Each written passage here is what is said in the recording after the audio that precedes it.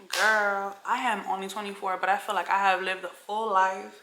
I feel like I'm 24 by looks, but by experience, I'm 98, girl, and I'm over it. I feel like I have had enough. All the experiences have experienced, and it's just time for me to retire, like, honestly. And the best part about that is my career hasn't even taken off.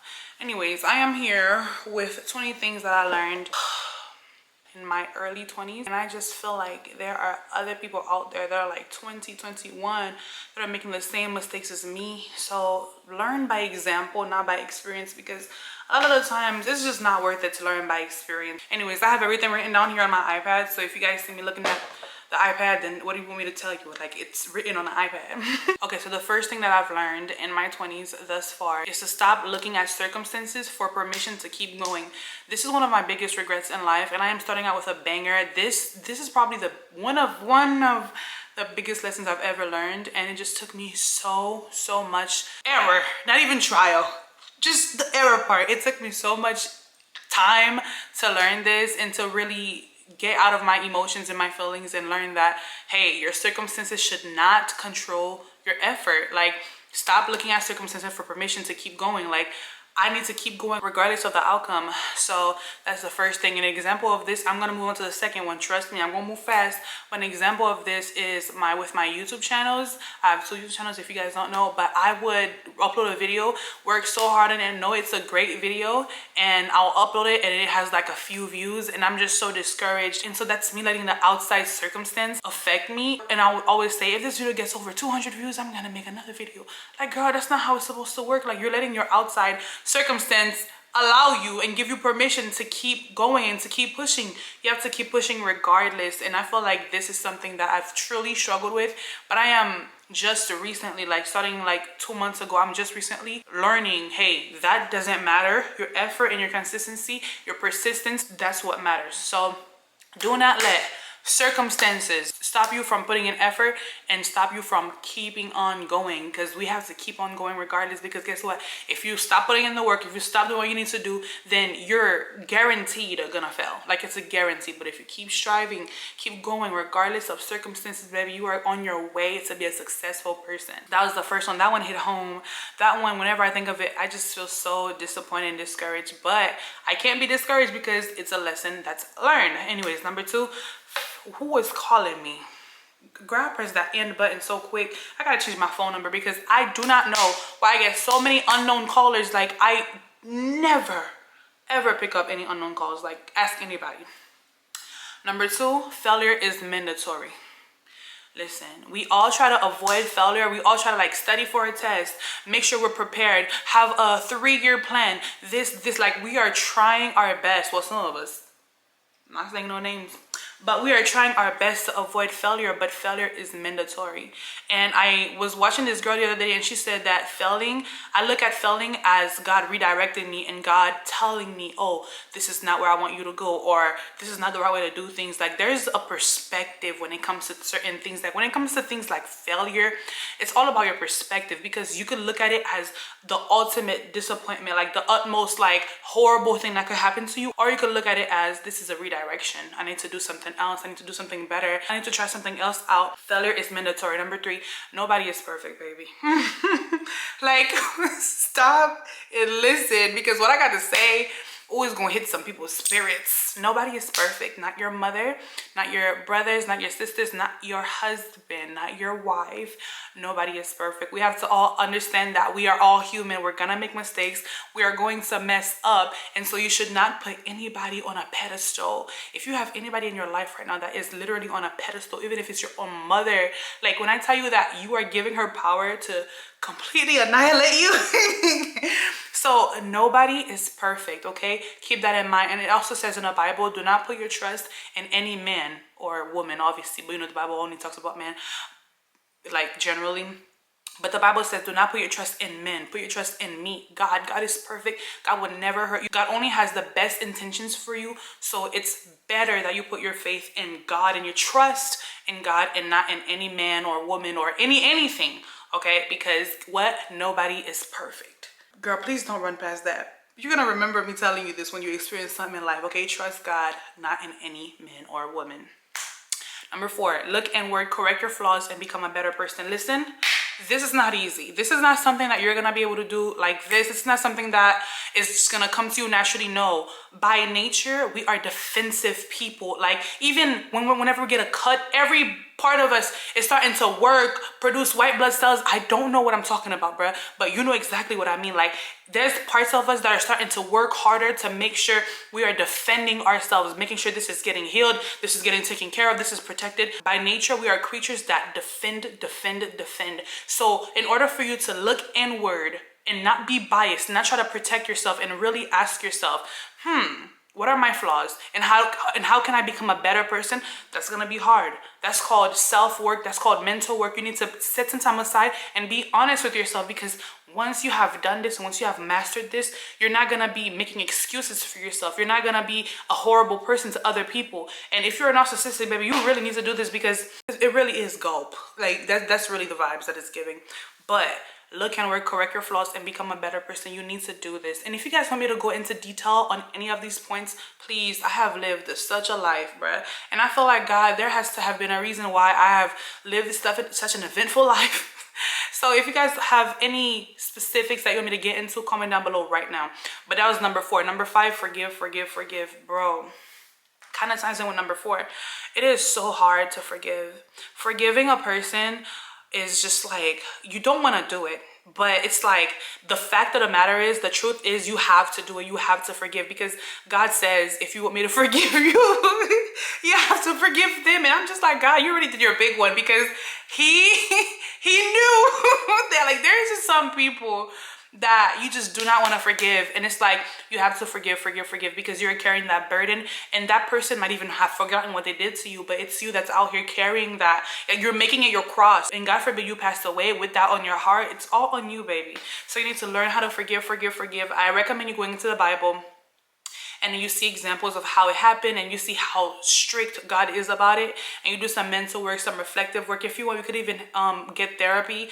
But forgiving is truly something that I absolutely learned that needs to be done in my 20s. Like, it just needs to be done, point blank, period. Doesn't matter how hurt you are, how affected you are, you have to forgive.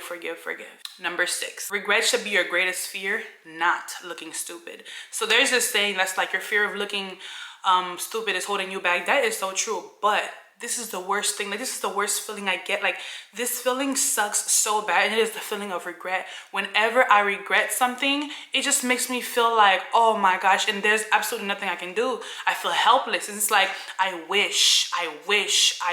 You get me? It's a bunch of I wish.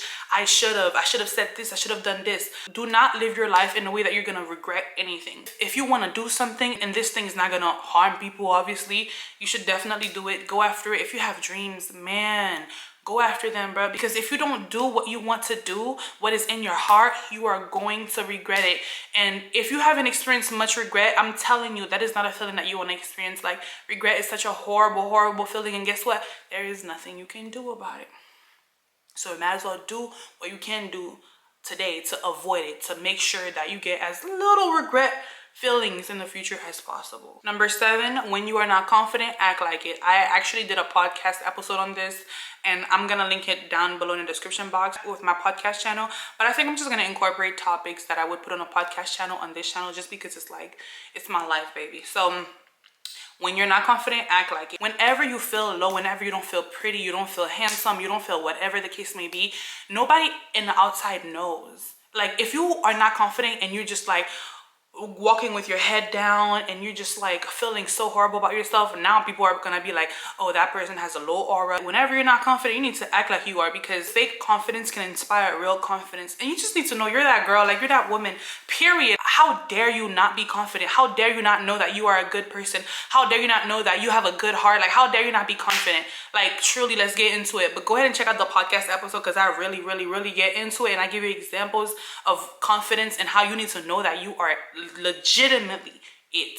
Like, there is nobody else like you, and that in itself is a flex. That in itself is a reason for you to be confident. So whenever you're not confident, act like it, and you're gonna see wonders start happening. Okay, we gotta move on faster, baby, because I'm not trying to make this video too long. Hey, oh my god, this is crazy. Like, these lessons, like, they really are good, because I had to go through it. So number 8, other people's opinions are just that. Did I stutter?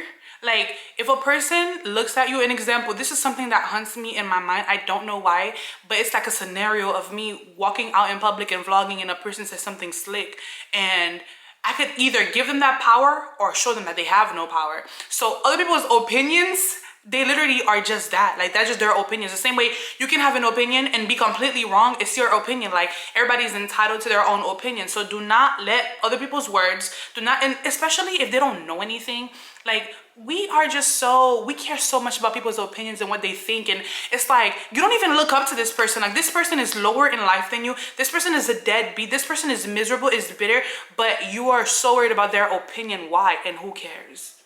It's literally just their opinion. You understand what I'm saying? And plus, I'm pretty sure if you are a person of value, if you're a person of beauty outside and inside, if you're a person that brings a lot to life, not even the table, to life, I'm pretty sure you should know better than to let other people's opinions affect you in a way that it's just like detrimental. So remember, other people's opinions are just that. Okay, this next one, my brother had to really help me understand this. And even like to this day, I'm just like, man, this is so tough. But not every action deserves a reaction. Not everything you go through deserves for your energy to be exerted in a way that just makes you look like you can't control yourself. You can control your reaction, your mood. Like, not everything deserves a reaction. Oh, my camera is dying. Oh my gosh, give me a second. All right, hopefully I look the same, but I am back like a booty crack. What was I talking about? Yeah, it's not everything that a person does to you deserves your energy. Let me give you guys an example. I remember once, this is a situation where I was just like, bro, literally not everything deserves a reaction, for real. I was driving, this white man just kept honking at me because I was trying to turn, but I needed to turn and go to the left lane. This is gonna be really quick, by the way. And so I was so pissed that I waited, because now I was gonna go, but I'm like, you want to keep honking, I'm gonna give you a reason to honk. So I waited, and then I went, right? And then when I went, bro, I don't know what demon, bro, there is a road rage demon out there, and I'm so serious, like, I'm not joking. That was not a joke. There is a road rage demon out there, and we need to be very, very, very careful, because people are out here unaliving people because of a hunk, because of whatever the case may be. So when I finally turned, and I knew he was gonna turn too, I put all of my windows down. I'm talking about all 4 windows, and I'm just like, Daphne, that was so dumb. And when he came, we had like a whole back and forth, whatever. I just made him feel stupid, because we are grown adults. Aren't you grown? That's literally what I thought. Aren't you grown? Anyways, like, it's just certain things where that could have went so wrong. He could have been a crazy person. He could have put out his gun on me. Like, not every action deserves a reaction. We have to be very, very careful what we choose to give our energy to, especially if you're a person that is seeking a peaceful life. You have to know that that is not in your control. Like, people's actions are not in your control. And so what is in your control is the way that you react to them, the way that you respond. And so you need to be able to know when to react and when to not react, because quite frankly, some people are just not worth it. And that could be your comeback. You're not worth it. You know what I mean? Or what you just said literally doesn't matter. You could literally just tell them that in their face. Anyways, girl, next. It's okay for things to not go according to the plan. You know what? If you are a person like me that used to be so stubborn, that used to just have one way of thinking and realizing that there's only one way my life could go. If you're a person that's how I used to be, you need to wake up, because we are not in control of anything. Like, like, we're gonna, like, there's this saying that says, tell God your plans and watch him laugh at you. Like, we could make plans, we could make vision boards, we could make goals, but God is really who's gonna be able to tell you, okay, now it's time. Okay, now this is gonna happen. Okay, this is really what's actually gonna happen. We don't have the say so for that. Like, we could try our best to live our lives according to our own plan, but we also have to know when to let go. Because not everything is gonna go according to the plan, and you need to know that that is okay. All right, if by the, like, an example for me, by the age of 24, I thought I would be married with kids. Baby, where them kids at? They in my head. They live in my head, and I just feel so bad sometimes. And it's like I have mom guilt, and I ain't even a mom. I ain't even a mom. I'm also confused. That's pretty self-explanatory. Just not everything is gonna go according to the plan, and that is just perfectly fine. Look at it as a redirection, okay? It's okay. You're gonna be okay. Okay, number 11, enjoy life instead of rushing it. You are never gonna get this moment back. Like, let me do a quick little exercise with you. Put both your fingers up and breathe in. Breathe out. It's already gone. Like literally that moment where you put both your fingers in and you took a deep breath, it's gone. You're never gonna get it back. So why not enjoy what you have? Why not enjoy life? Why not enjoy the simple pleasures? Why not enjoy going out for a walk? Why not enjoy your pet that's literally gonna die in a few years? Like, why not enjoy life? Why not enjoy the now? Why keep stressing about tomorrow, next year, next month, next week? Like, enjoy now, because you are quite literally never gonna get now again. Okay, number 12, when in doubt, pray it out, baby. If I believed in tattoos, I would have gotten it right here, baby. When in doubt, pray it out. When in doubt, pray it out. That's literally it. Because that also ties into the point that I made where we literally there's only so much we can control, bro. So whenever we have doubt, whenever we don't have faith, whenever we just like feeling weak as human beings, pray about it, because there is a creator that is never doubting, that is 100% omniscient, omnipresent, and omnipotent. This is an infinite source of wisdom, of love, of everything that you need. Whenever you are in doubt, that's exactly what you need, okay? So when in doubt, pray it out. Number 13, your dreams are valid. They're a vision given to you by God. Can I get an amen? This is my life's testimony, and I do not care who says otherwise, right? Because sometimes God just puts a vision in our hearts, in our minds. It's too strong, bro. It's like, bro, I'm not doing this. You know what I mean? Like, it's like whenever you are very happy with your man and you go to sleep and you have a dream about him cheating. You ain't do it.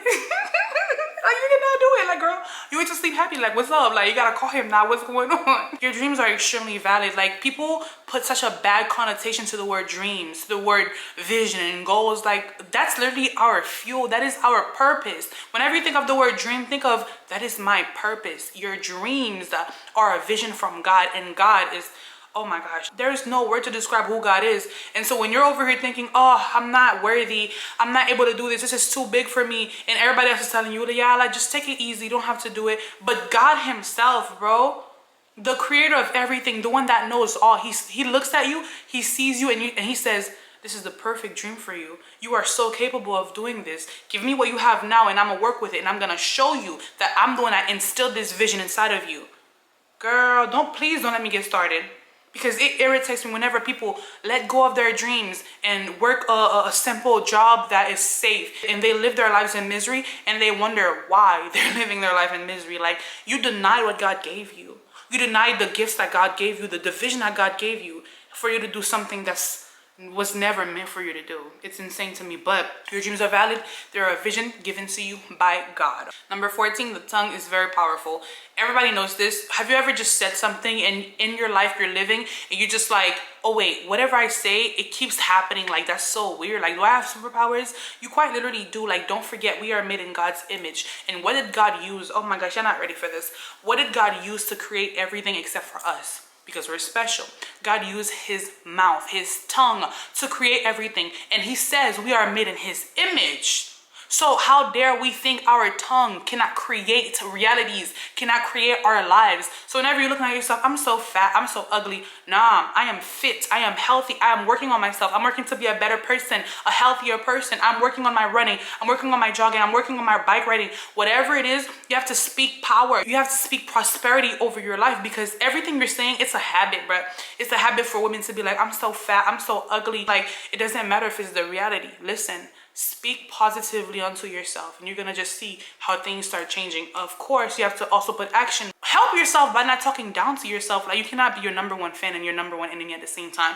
Can't exist. You know what I mean? Number 15, this is something that I'm learning and I'm trying my best to apply it in my life, and it's just tougher. You know what I mean? But discipline is the greatest form of self-love. Think about it. What is discipline? It's like you're sacrificing the now for the future. It's like, okay, I know you really want to do this, but if you hold on from doing this and just trust me, trust yourself, and trust that you're putting in the work, then this is gonna happen, and this is way better. I want this for you instead of this. You get me? But discipline is one of the greatest forms of self-love, simply because you're literally doing what is best for you. You're going according to a plan that is gonna work for you. Like, discipline is actually key in persistence and consistency, because listen, you could be disciplined for one day, ain't nothing gonna happen. Number 16, give yourself grace. You are human. I know that all these things that I'm giving you, all these lessons I'm giving you, it seems like, oh my gosh, I just have to be a great person, rely on God, do everything right, have discipline, literally. But I had to put this in there because I had to learn this, because I just never gave myself grace. I would always beat myself up. I would always say I am so lazy, I'm so unmotivated, like I am big, I am fat, I am, girl, the list goes on, and the devil's a lie, one thing about it. But give yourself grace. You are a human being. You need to learn how to forgive certain actions that you're not proud of, because guess what? You're not proud of them. And also, if you're upset at certain things that you do, make sure you know that you hate those things, but you don't hate yourself. Never put yourself in a position where you actually think, I hate myself. But you can hate your actions and strive to be a better person.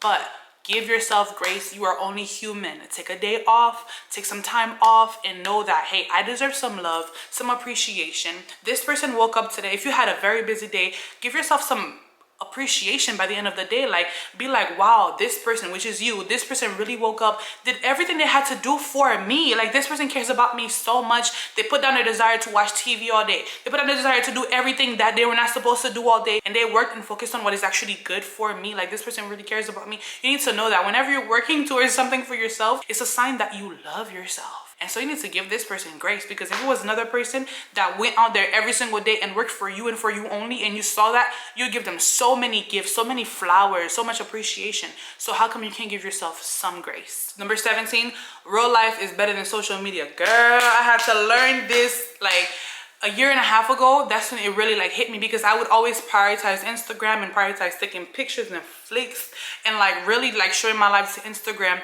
It wasn't until when my life got a bit dark and I'm just like, these people do not care about me. Nobody's messaging me telling me, hi, how are you? Like, these people truly do not care about me. And so that's when I truly figured out, like, it was this year, I didn't post anything on my birthday on Instagram. I didn't post anything. I didn't remind nobody of my birthday on Instagram. And literally nobody that follows me on Instagram said happy birthday. And I'm just like, that was my confirmation. Real life is way better than social media, because while nobody told me happy birthday on my birthday on Instagram, because then people just do not care to know, everybody in my life, every family member, everyone, all my friends, happy birthday, happy birthday, happy birthday, happy birthday, it's your birthday. And I'm just like, wow, the difference is crazy. The real love and real support is crazy. So just always know, always know not to prioritize social media before your real life, ever. That is a mistake that you are gonna regret, nobody else. We're almost there, y'all. Number 18, family is so important. Listen, my father passed away when I was 7 or 8, I'm not too sure. And my brothers and I, we have fought while growing up. We have gone through, baby, so much, you know what I mean? But I feel like when we started getting older, we made a choice. Like, individually, we all made a choice. No, I want to be close with my family. My family is all that I have. Like, we enjoy family time so much that we enjoy each other's company so much, even though we never sleep. You know what I mean?